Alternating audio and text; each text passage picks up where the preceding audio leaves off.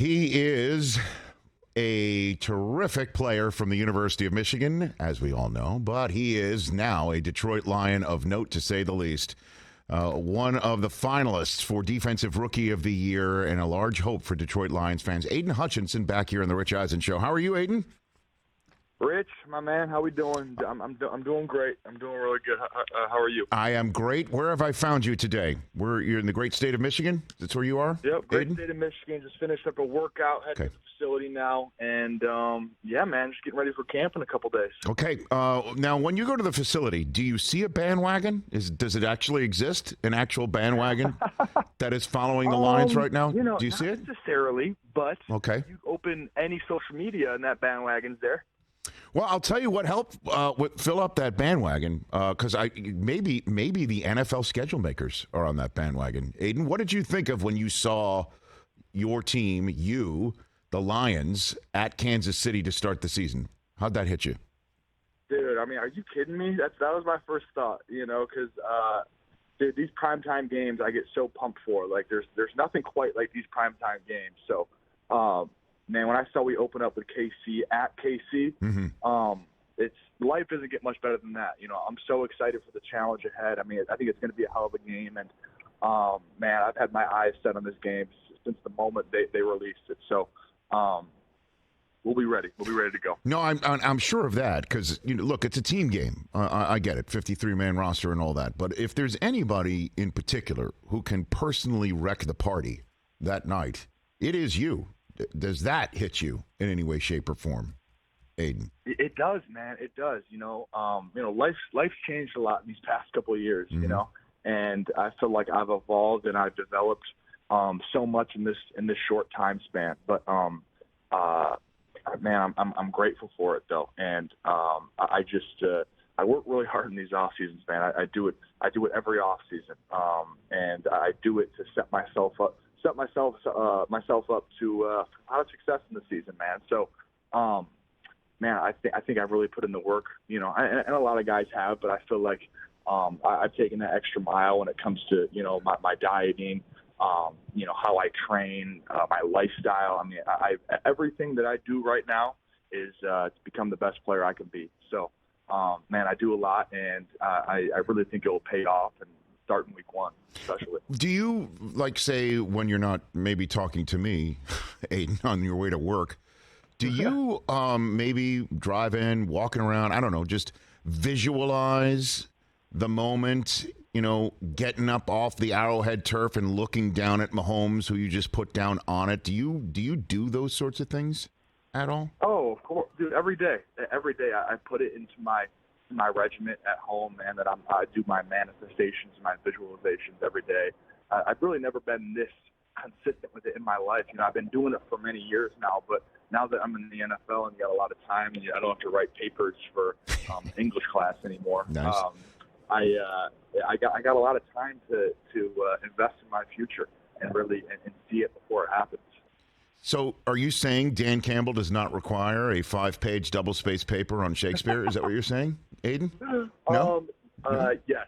Good for me, yes. And maybe you think so, but I sure as hell am happy he doesn't.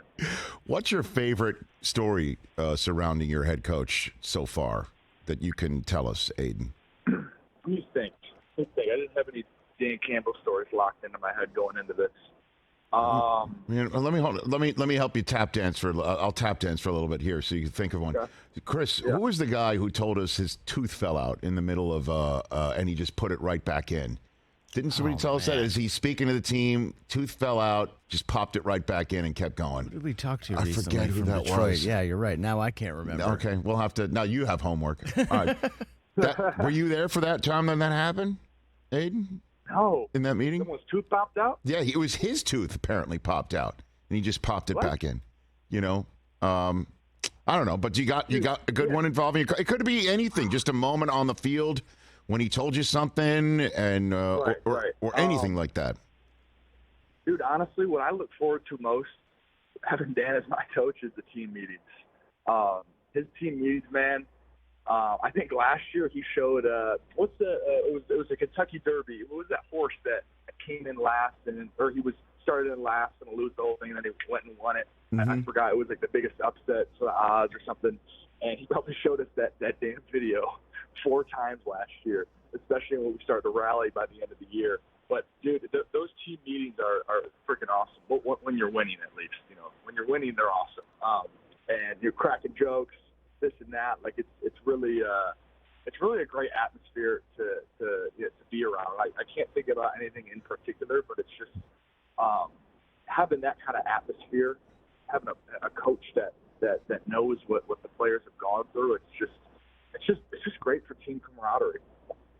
Yeah, I think it was what's the name of the horse, Chris? Yeah, Rich Strike. That's it, Rich Aidan Strike. was 80-1, the longest odds to ever win. There you go. And so his point is obviously anything can happen.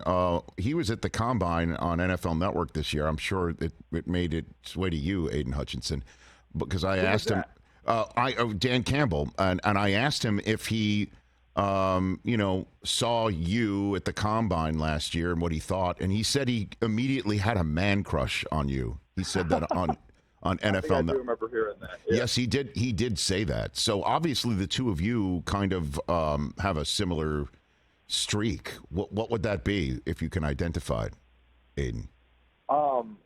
Yeah, I just think me and Dan think a lot alike. And even this offseason, man, I really felt like we were connecting more than we ever did. I felt like, because I came into OTAs just in great shape, and we were kind of talking about that. And he just talked to me about how pumped he was he really thought I was going to break out this year. And I was to have your head coach come up to you and say something like that. It's very encouraging. It's very inspiring because that stuff gets me fired up. When my coach believes in me, he sees the work that I put in this off season, and he can feel it just like myself. That's when you're on the same page. I've been told by my crack producers in my ear, Jared Goff was the one who said to us when he was on the show last year that Campbell was in the middle of giving a speech, a tooth fell out, just popped it back in and just kept going like it was a speed bump. And, obviously Goff... I must have missed this. Yeah, no, you must have. Maybe it was an offensive meeting. I don't know, but Goff and that offense, and obviously you and the rest of your defensive mates put together is a reason why there's a huge bandwagon. And I think also the way you finished the season last year, why the league is like, yeah, let's take the Lions, put them on Thursday night against the Chiefs. So I'm just wondering, is there any similarity maybe that you're seeing between this team and say your final team at Michigan, where no one was expecting? And then all of a sudden you win your conference championship and go to the playoffs. Is there something similar that you're seeing, whether it's belief in selves, teammates, anything like that between them and your current professional team? Aidan? Yeah, back on what you said, man, maybe a little bandwagon isn't horrible after all. With Lions, I grew up with some not so great Lions football teams, so the fact that we got a little hype now and, we're cooking with a little bit of gas, maybe a couple bandwagoners aren't the worst thing in the world. But, no, it does give me those vibes. It really everywhere I went, high school, college, now at this pro level, I feel like the more time, that I'm there and the more development that I'm there and the more the team develops, in high school and college, by the end of it, we blossom into like this championship winning team. And, it kind of felt like that way last year. And at the end, we started to blossom a little bit. You got a little taste of what some Lions success could be. And so, why not us this year? That's kind of, I know that's our mentality. It's just a completely different Lions team, I believe, than the previous years. And, yeah, it's like that's the mentality, and nobody should be surprised if we do win. If we do win a lot of games, just because we have so much talent, and I feel like we got all the right coaches in place.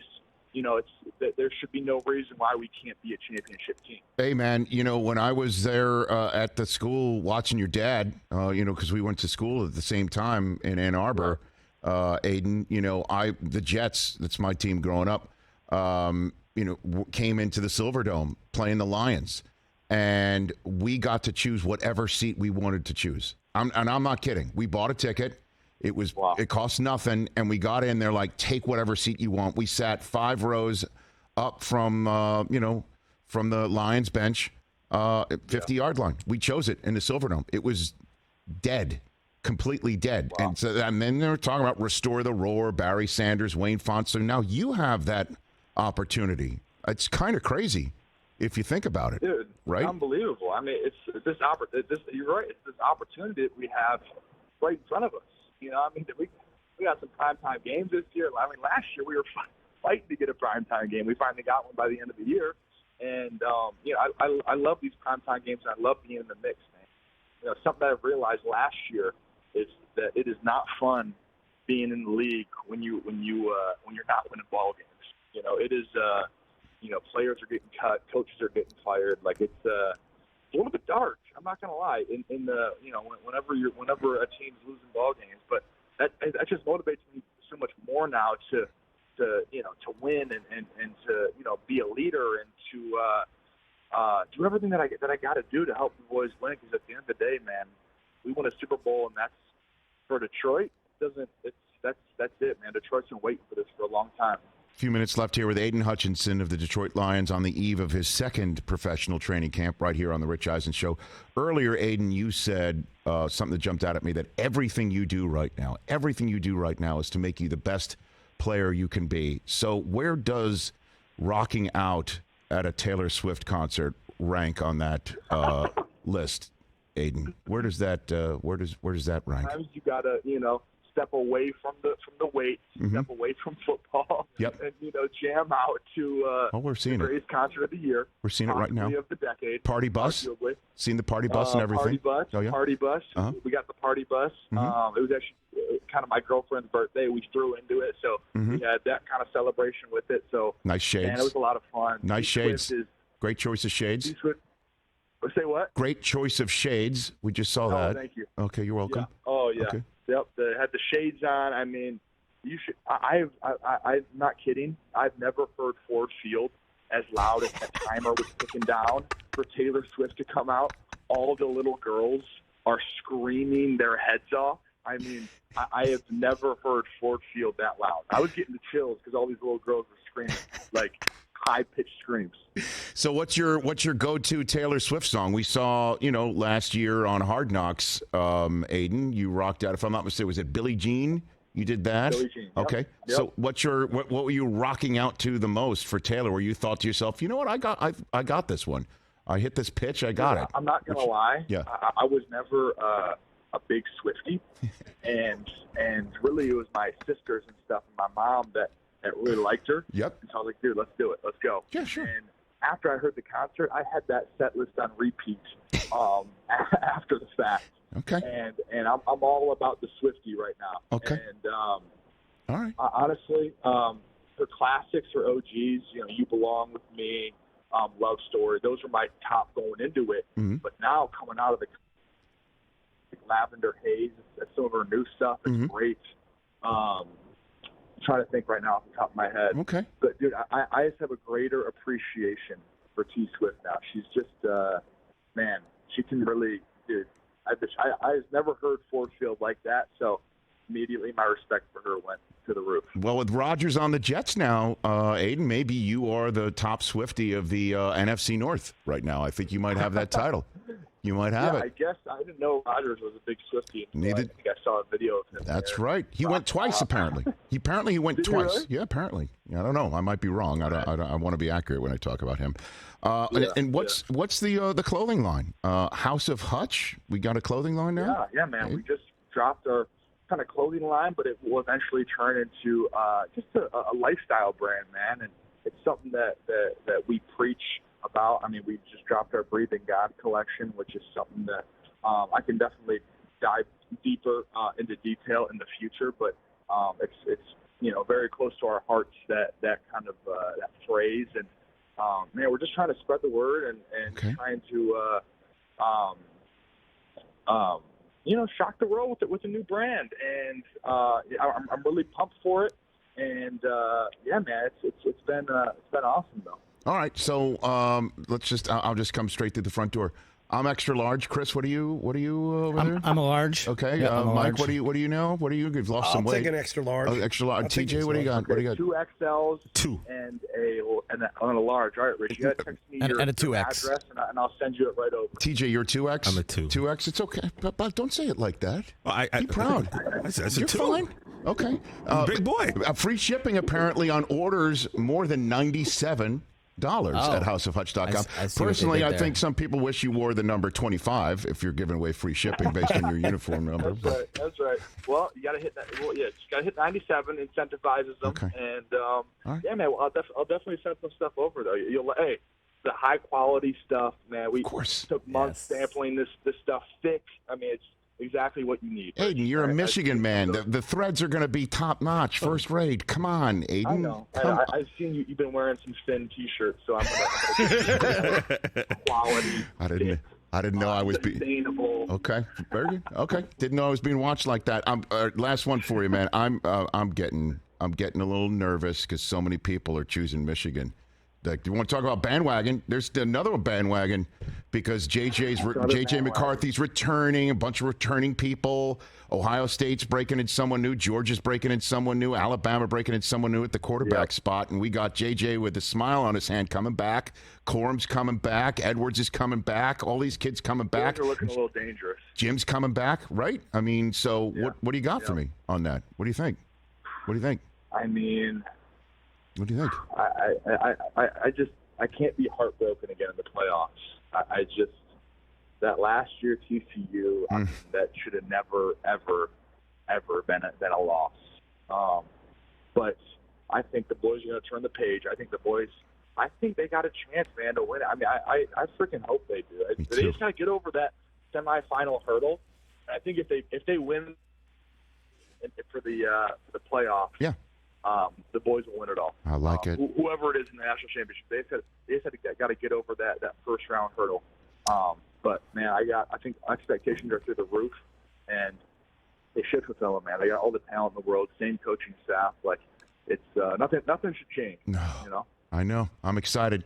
Thanks for the time, Aiden. I know you're gonna, you're not gonna do too many of these. Certainly when training camp hits, and so I appreciate the 2 cents. So out the door, what is your message for Detroit Lions fans going into the season with expectations as high as they are and the NFL spotlight being thrown on your team? What's your message, Aidan Hutchinson?